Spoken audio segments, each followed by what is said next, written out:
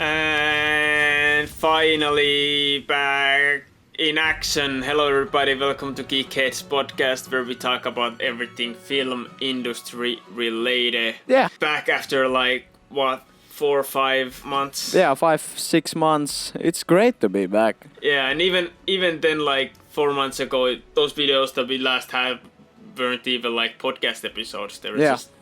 Well, let's be honest, we haven't had long full podcast episodes in a long time. For half a year, yeah. Anyways, we are finally having the podcast, so shall we move on? Yeah, let's get straight to the subject, which is 5 movie soundtracks that we think are underrated.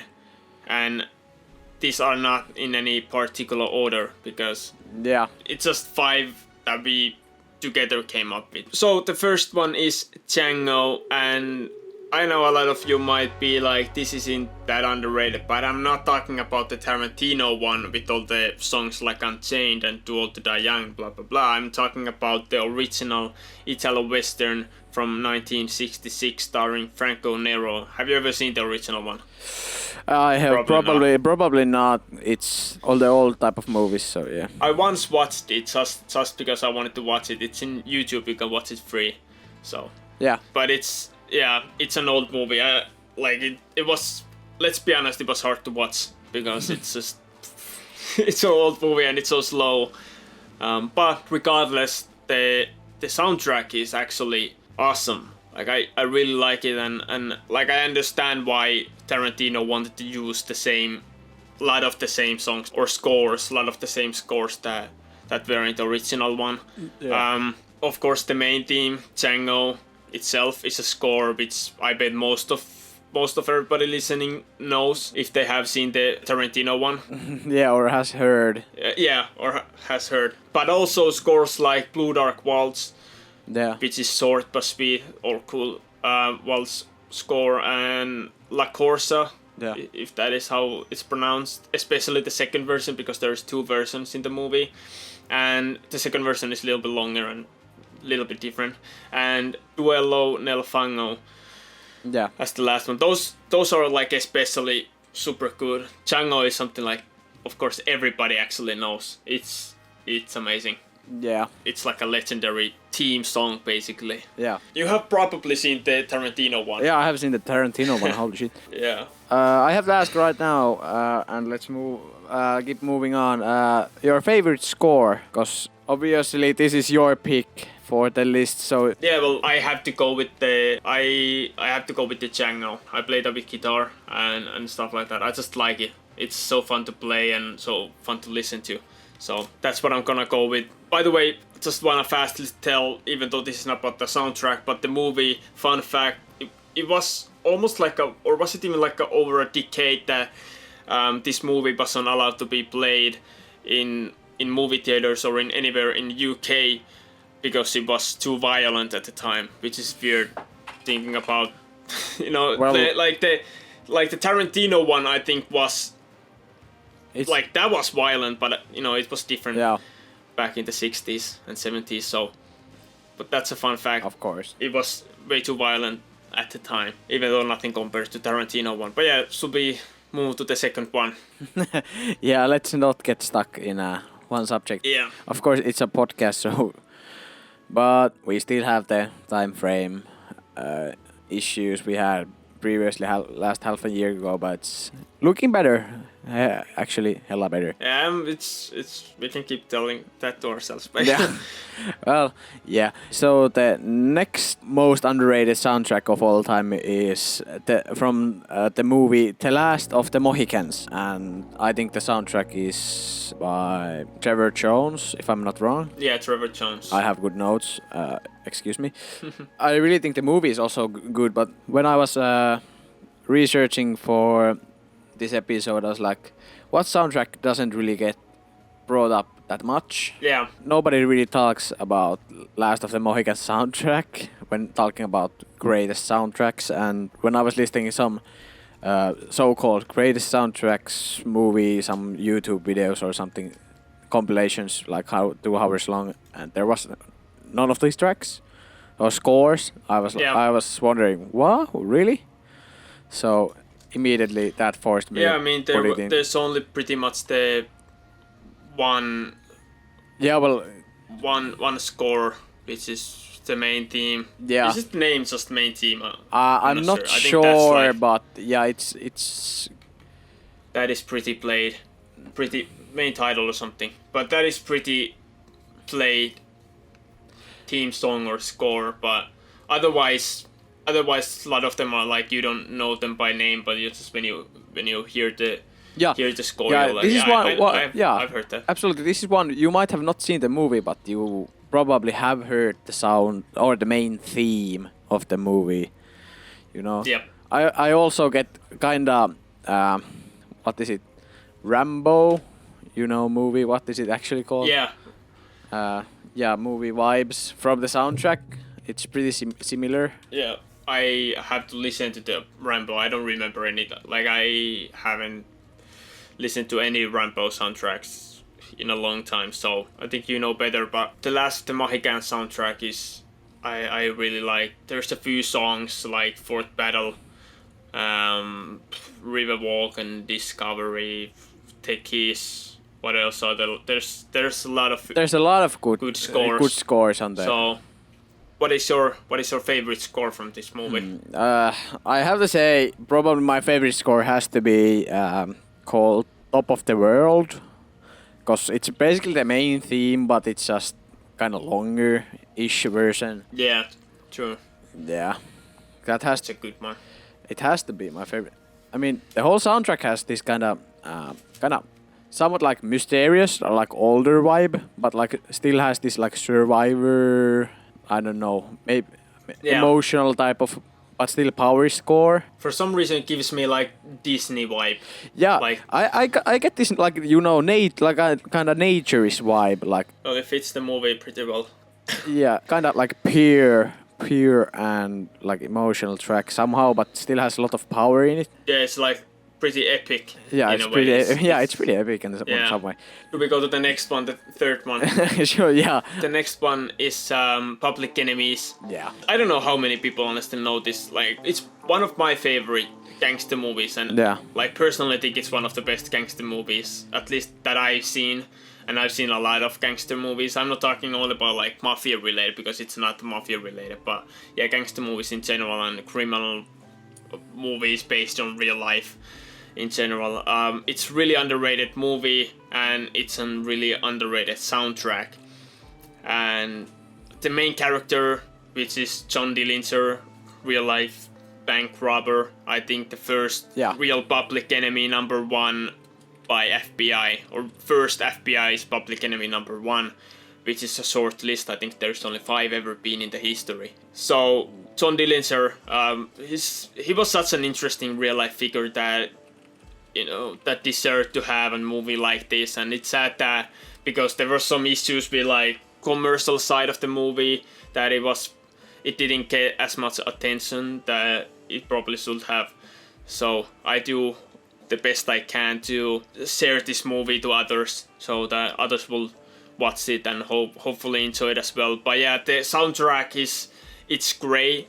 It's super good. The score is made by Elliot Goldenthal. Pretty sure that's how it's pronounced. Something like that. I don't think I've ever, or at least I don't know any other soundtracks from him. Yeah, okay. So Maybe he hasn't made any notable movies. Yeah, that makes sense. But like, I really like this one. Then there's few other songs that aren't necessarily or aren't part of the score, but are part of the final soundtrack. Yeah. There's a lot of scores and other songs in the soundtrack that I wanna highlight, and they are Nasty Letter and 10 Million Slaves by Otis Taylor. If somebody likes like this blues, those are really good ones. If somebody likes blues as a genre, it's like super fast going and it's just fun to listen to. I've always liked those songs. And then from the original or from the score itself, few scores are Drive to Bohemia, Plane to Chicago, and JD Dies. Yeah. I don't know why, but all these picks that I have here are like the sad ones. I Yeah. think I just like those more than the intense ones. I think intense ones are like of course they fit to the movie and they're great for the movie, but for me are not usually the scores that I like to just listen to. Yeah. On a free time or while working or whatever. Like I just don't like to listen to like those fast-paced, intense action scores that much. I like more like all these more emotion, more emotion on the orchestral side, or what do you mean? Yeah, emotional and the slow ones, like they usually they are like either sad or like romantic scenes. They usually have the best scores in my opinion. Yeah, and Public Enemies for me again it's the total opposite of the last movie. What the fuck we talked last? Last Mohicans, because you know in Last Mohicans I really don't remember this movie at all, but I remember the scores.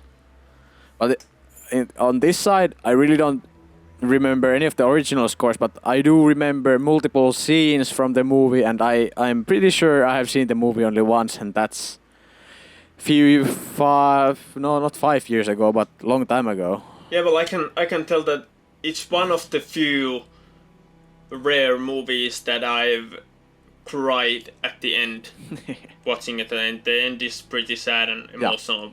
That's all I'm gonna say, but I really do recommend the movie, and if like people that are listening this podcast probably are fans of soundtracks and likes to listen soundtracks and scores, then if you like those sad and super emotional ones, then this is probably for you. Plus, this has this like other scores. Lower, sadder vibe at least.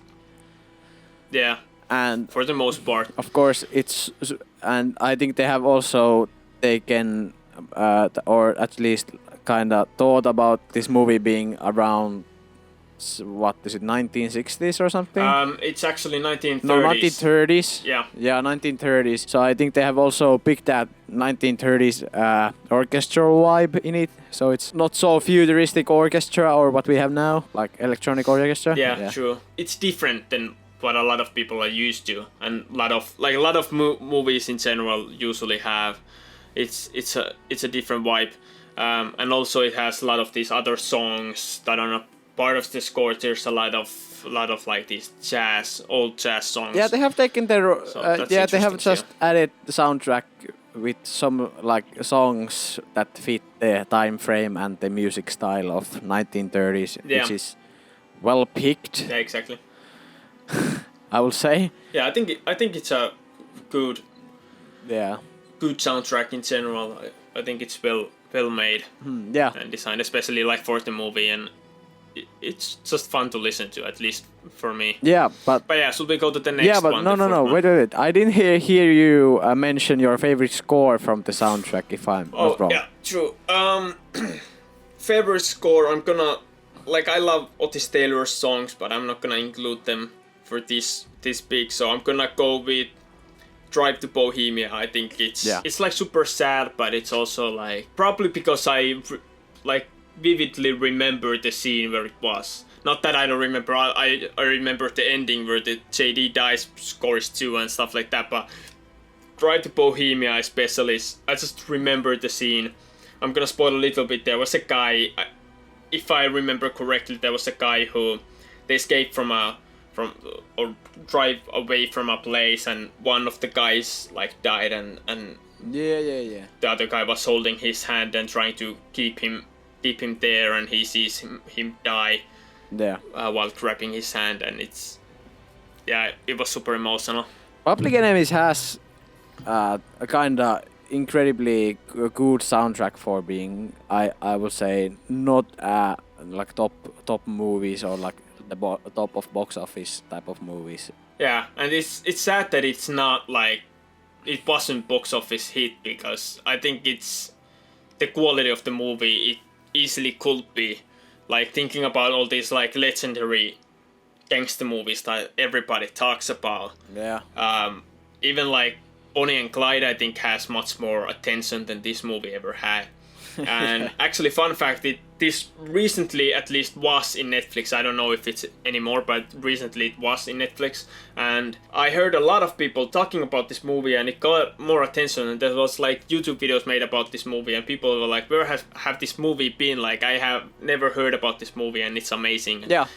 It got a lot of new attention. I think that was good. But yeah, a lot of people don't even know about this movie, and a lot of people who don't know about this movie definitely will love this movie. Yeah, this movie is probably we are stuck in this movie because it's probably also underrated movie. Yeah, like I would probably put it to most underrated movies list as well. I don't know if we have that type we of haven't podcast already. already, but Yeah. if we do, there's a link above below somewhere. But if we We don't, might have, then well, then we have to make one. but we should go really to the next one. Yeah, It's a short podcast episode, but it's a short topic. If we had 10 songs, this would last hour, 1 hour plus, 60 minutes plus. 1 hour plus. Yeah. Yeah, but let's see. We can But- probably stretch it to 40. But the next one. But you wanna The next one- introduce the next one? Yeah, the next one is from the movie, the soundtrack of the movie The Lone Ranger. Another Johnny Depp movie. Yeah, another Johnny Depp movie. This is a Disney movie, so they have kind of good writers. Or current, I don't know if Yeah. it's current. I think it's produced by Disney. Yeah, it is. There it is. Yeah, so it has. I think it has the same writer group that the first Pirates of the Caribbean had, if I'm not completely wrong. I'm pretty sure. Zimmer and some. Or at least, I mean, like, Zimmer wasn't in the first, like, when it comes to the soundtrack, of course, Zimmer and a few others are, I think all of them, at least Zimmer, have been part of Pirates of the Caribbean franchise, but then even the movie, like, writers and Yeah. lot of the people that worked on Pirates of the Caribbean, whatever part they had with that movie, Oh, have also Yeah, I mean- been working on this. I mean- it's pretty much the same. I group. mean, written by Elliot and Rossio and directed by Verbinski and produced by Bruckheimer. Yeah, exactly. And fun fact, I don't remember who it was. I need to check. But there was somebody else. So yes, this is by Hans Zimmer. But there was somebody. yeah. I heard there was somebody else who was supposed to. Jack White. Originally, Jack White. I'm checking the Wikipedia. Was hired to compose the score for the film. White, however, declined and was replaced with Hans Zimmer. And then it was. I mean, you lose the like not that popular writer or composer, and you get one of the best on his place. I mean, that's not a loss for your project. I would say that's an absolute win. Yeah, well, I mean, Jack White is not like, I don't know, he's probably even more known like in the world of music, but he's definitely not known like making scores, because, you know, Jack White, he is John Anthony White, American singer, songwriter, blah blah blah. He was the other half of the White Stripes. Yeah.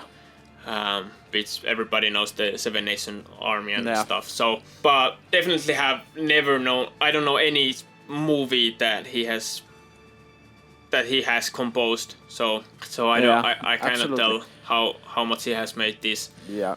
soundtracks. I but- have seen Lone Ranger like once or twice max. I really don't remember the movie. It's pretty new also, but the score is. I really think the score is underrated. It has many good pieces, and of course it Yeah, for it sure. might have a bit Pirates vibe. But it's a Zimmer, basic Zimmer. Yeah, but it's just classical Zimmer, so it has a Western vibe, but you know. It has some like in some scores, I think it has this Ennio Morricone vibe, or clearly has taken a little bit from Morricone into this scores. But I think it's like as like a full piece. I think it's a pretty good one. It's a pretty good one, and there's many tracks I really like. Like, I probably think my favorite is maybe Ride or The Railroad Waits for No One. I'm not sure which one is better, but I mean, Ride Yeah. is more this like emotional type of track, and Railroad Waits for No One is more like action track, but it sounds pretty great. I also like Silver You're Just a Man in a Mask is a pretty good one too. And for the action pack, one of the few like action scene scores that I like to listen to at time to time is For a God and For Country. Yeah. It's pretty good one too. Yeah. Also, I really love Zimmer's version of the William Tell Overture on the soundtrack. Yeah. It's called the Finale or Finale, but it's basically just Zimmer, more kind of epic version, Zimmer style version of. He's just made a cover for the movie, so. Yeah, it kind of gives me the vibe of is it Kim, the guy who makes the YouTube like epic versions of different songs? Yeah. Kind of like almost like if he would make a epic version of the William Tell Overture. I mean, he probably wouldn't make a Zimmer style version of a. Yeah, of course not, but it would be like Zimmer track. That's what I imagine. Yeah. Basically, this is what I imagine. Like it would be like not exactly the same, but something similar. Yeah, indeed. But yeah, definitely like if there's anybody listening who likes the Pirates of the Caribbean scores, you will certainly like this one.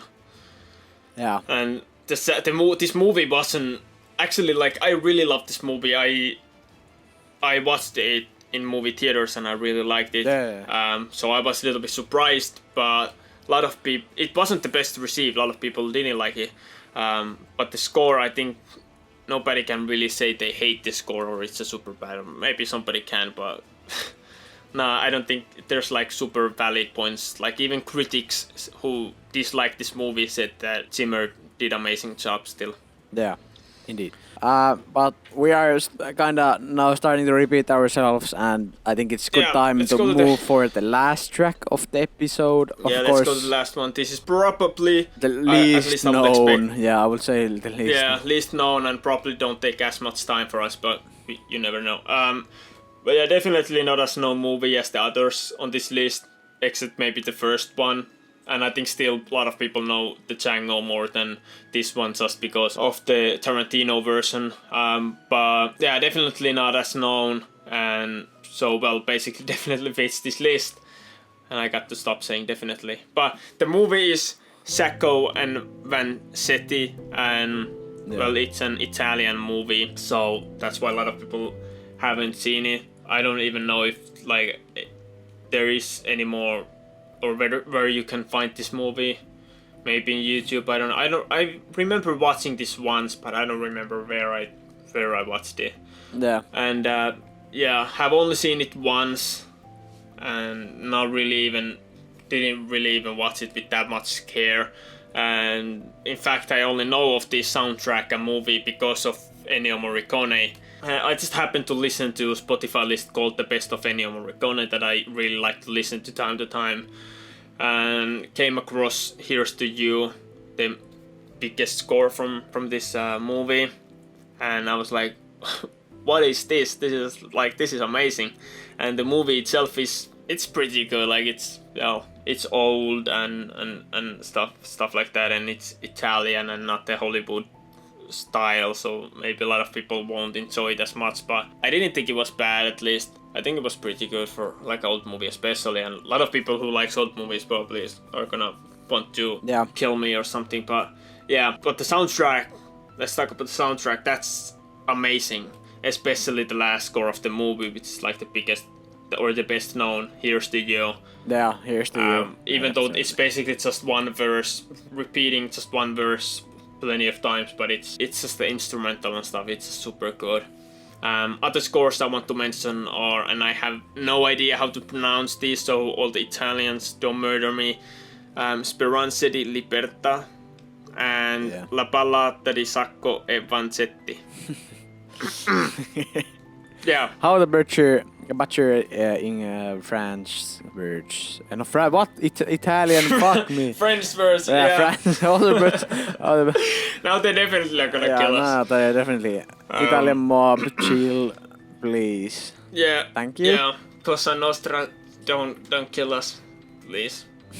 But yeah, I cannot pronounce the names, but I still love the scores. They're pretty good. They're not the basic Ennio Morricone. They're not like when because it's not. People always think that Ennio Morricone only does like this Italo-Western scores, the Man with No Name trilogy or the Dollar trilogy and Once Upon a Time in Mexico. No, Once Upon a Time in the West. Once Upon a Time in Mexico. Yeah. That was it. Different movie. Different movie. There's too many Once Upon a Time. Like, come on, you cannot tell me there's not too many Once Upon a Time movies. Like, there's Mexico, there's in the West, there is Hollywood, Once Upon a Time in Hollywood. Like, there's even Dragon Ball episode called Once Upon a Time something. So I mean, it's a pretty used title these days, and yeah, it gets confusing. But regardless, what I meant to say is that it's not the basic Western that Ennio Morricone is known for, because it's not a Western movie. It's like this. I mean, isn't the whole movie about the main characters being sentenced for death for murdering some people, if I'm not wrong? Yeah, like they were Italian immigrants, anarchists who were controversially accused of murdering a guard and a paymaster during some armed robbery. Ah, okay, yeah. In 1920, and 7 years later they were electrocuted in the electric chair at Charlestown State Prison. So that's the story, the real life story, and that's what this movie is based on. Yeah. So it's not the basic Western at all. So it's not what people expect from Ennio Morricone, but it's really good. It's really good. Yeah. Like it's one of those emotionals again. Guess I'm an emotional person, but yeah, I really like this song. I think they're not like emotional, sad emotional. I think they're more like beautiful, just beautiful scores. Yeah. But I mean, now trying to recap, we had few really unknown like composers / writers, and I think they should get really much more credit. And then we have just two incredibly big like names like Zimmer and Morricone.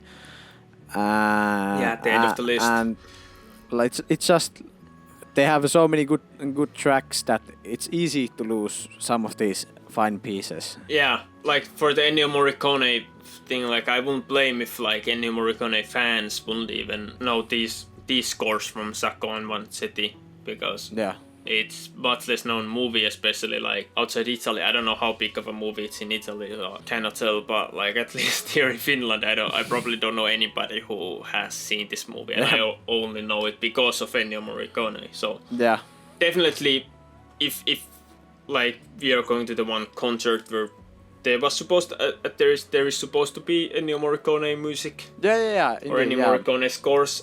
I don't think there's gonna be any from this movie. I doubt it. I mean, if there's any Morricone music, it's just gonna be the Good, the Bad, and the Ugly, and like Ecstasy of Gold, and that's that. Yeah, indeed. Well, it's the concert is mainly focused on Hans Zimmer and others, as like a few other tracks from other honorable mentions kind of concert. So yeah, I mean, of course, it's again we have Zimmer on the list, we have Morricone on the list, fits pretty well. I mean, it's probably gonna be like Sweet of Morricone's best few songs on one movie. So I expect 3 scores at least, which are gonna be Ecstasy of Gold, The Good, the Bad, and the Ugly, and then to throw something different from a different movie is probably gonna be Once Upon a Time in the West. The score called Once Upon a Time in the West, the main score. So probably those 3 I think are the most known Ennio Morricone soundtracks. So, but yeah, I don't think there's any, and why would there be any bad scores in this list? So yeah, anybody listening, or you people listening, I hope there's at least something that you haven't heard before and can go now check out and listen to you and listen to for yourself. And if you don't want to listen to the whole soundtracks, if you don't have time for that, then just listen to the ones that we mentioned, like the most notable ones. Yeah, indeed. Like from Django, the Django sound score, The Last of the Mohicans, Top of the World, Public Enemies, Drive to Bohemia, The Lone Ranger, Ride, let's just say that, Sacco and Vanzetti, Here's to You. At least those those scores. Yeah, and I think these will be listed down below, or at least probably. They come up on the information tab on the video. Yeah, and if you forget to do that, comment down below. Of course, if you are listening this only, then you're missing something, but just go check them out afterwards if you didn't get enough during the podcast. Yeah, already. definitely. Go give these soundtracks a chance, and if you can, then go give these movies a chance as well if you haven't seen them. Especially Public Enemy's Lone Ranger. Well, most of you probably have seen The Last of the Mohicans, but if you haven't, then definitely check it out. It's a great movie. But that's pretty much it, I guess. Or actually, I have one question for you. Why do you think, or at least the ones that you have thought for this list, why do you think these are so underrated? I mean, like I said, there's many names. Also, the movies have to be pretty underrated for them to get lost. Like, many people don't know Public Enemies or Lone Ranger, but also the composers, nobody has even got to the soundtracks or scores, because there's the composers are also so unknown. Of course, that doesn't apply on Zimmer and Morricone at least, but that's the big part on why these soundtracks are not even heard by most of the people. I have the same answer if the movies aren't well known. Other thing is if the movies are incredibly bad. I don't know if any of these one, at least in my opinion, are bad, but the Lone Ranger did get a bad rep, so like I understand I think there might be like some people who don't care to listen to the soundtrack or even give a chance to the soundtrack because they didn't like the movie, so that might be other thing too. Kind of obvious reasons, I guess. But yeah, what would be your favorite overall soundtrack from all of these 5? I don't know if you have listened to all of them. I think Public Enemies or the Lone Rangers or the Last Mohicans has like the best track. Like a full soundtrack, I would agree. I would probably go with the Lone Ranger because as much as I love the Public Enemy soundtrack, there is few of these like not part of the score songs that I don't like care to listen as much. Like those old jazz songs, like sometimes it's just not now, But so I gotta go with the Lone Ranger. Public Enemy is probably close second. Yeah, I think that's a good recap and what we think about. If that didn't come clear on the episode, at least now you know what we support the most or what we like the most out of these. Yeah, kind of weird that we first had like 5 that we really like and then we started to criticize a few of them, or I started to. But anyways, that's not the point. The point is that's the episode. If you like the episode, first, if you agreed anything with this list or have any comments about our list, please comment down below. And even if you hate your list and say our opinions if you think it's not underrated, that's more listened than some other more underrated track, then please mention. Yeah, whether you agree or disagree, tell your thoughts in the comments and we can discuss. Yeah, we can discuss about it. But let's wrap this up. And so if you like, I don't know what else to tell you. Subscribe if you want to listen more of our podcasts, so that when we upload more podcasts. Or any other. Also, we're probably or any other videos. We're probably gonna have a lot of other maybe I don't feel comfortable saying a lot, but we're gonna have other videos as well, not just podcast. But anyways, thanks for listening. Hope you have a great rest of your day or evening or whatever. And hope we're gonna see you in our next podcast episode or in our next video in general. But until then, see you. Yeah. Bye. Bye. Shit.